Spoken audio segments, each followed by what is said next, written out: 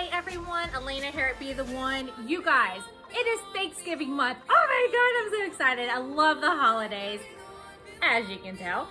But what better month to kick off our first official series, Be The One to say thank you.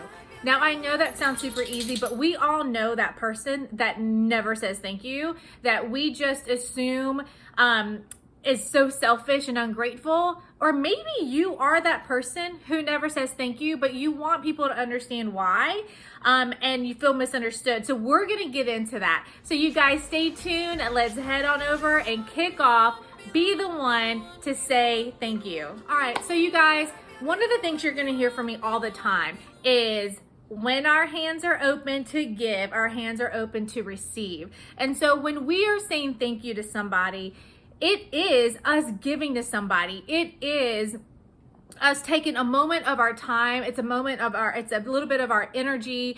It is us giving to someone to say, thank you for loving me. And when our hands are open to give, our hands are also open to receive blessings in return.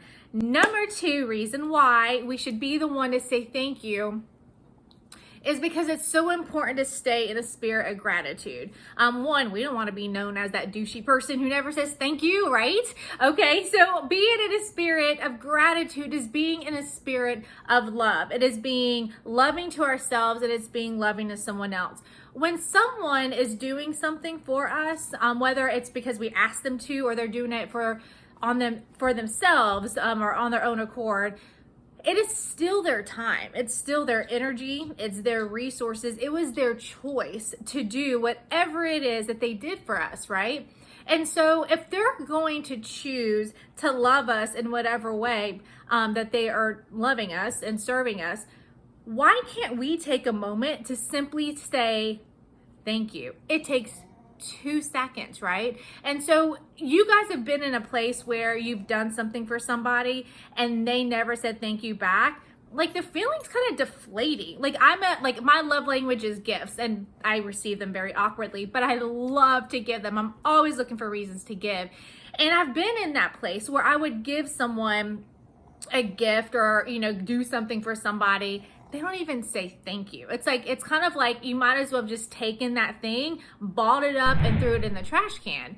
And that feeling is deflating, and you just feel unappreciated, especially if it's something you're so excited about and you used your last $5, or took time that you could have invested into something else, but you invested it into that person and they didn't even stop to say thanks, right?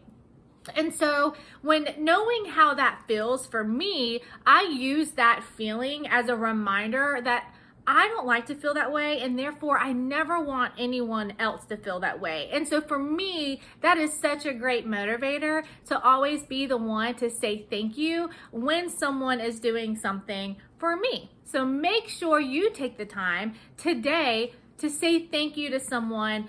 Even if they bring you a pencil, say thank you. It is something that someone did on their choice, on their time, on their resources, their energy, etc., etc.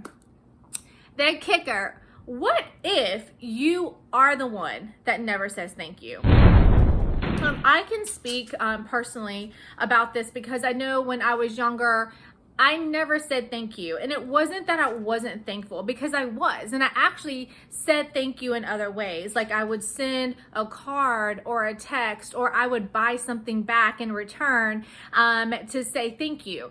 And so it wasn't that I wasn't thankful. It wasn't that I didn't appreciate what they did.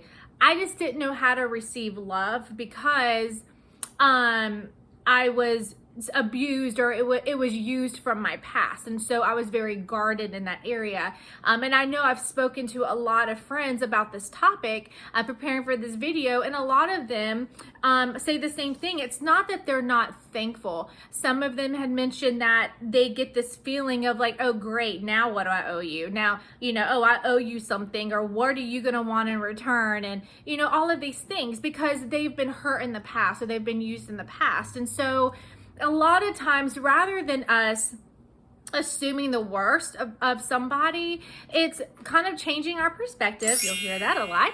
Changing our perspective a little bit and ask ourselves, is this person really a selfish person, or are they showing thankfulness in other ways in their actions, or in an email or a text message or whatever, and us trying to meet that person where they are. So if it is a person who has been hurt, or you are that person who never says thank you, and you have been used in the past, or you have been hurt and people expect things from you when they give something, I would challenge you, to start saying thank you, because you're missing out sometimes on blessings from other people. And we're never going to get to heal that pain or those wounds when we're going to stay constantly guarded. And you know what? And there are going to be people, honestly, no matter whether you are a person who's like, thank you, or a person who's just like really guarded, there are going to be people who are going to give and expect something back in return.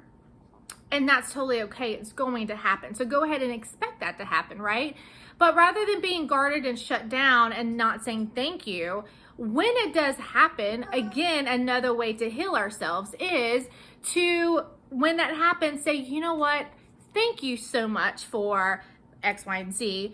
In the future, though, how about you just not do it? Because I would rather you give a gift in love than feel like you are expecting something in return. So in the future, just don't do it. I would rather just do it myself.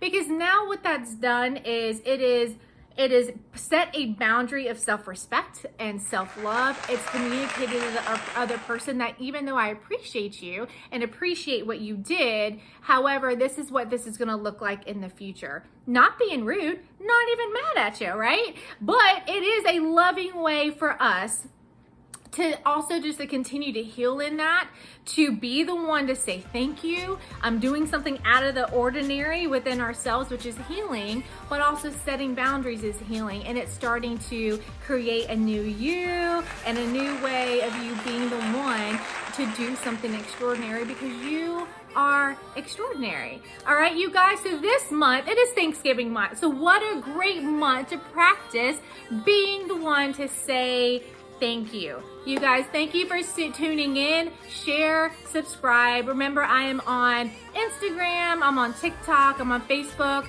at Be The One, the number 2, Be The One to Love. Also on YouTube, search Be The One to Love. You guys follow, share, help us spread the word. Our mission here at Be The One is to have the intention to spread love with our words, our actions, our thoughts within our homes and within our communities. So thank you so much.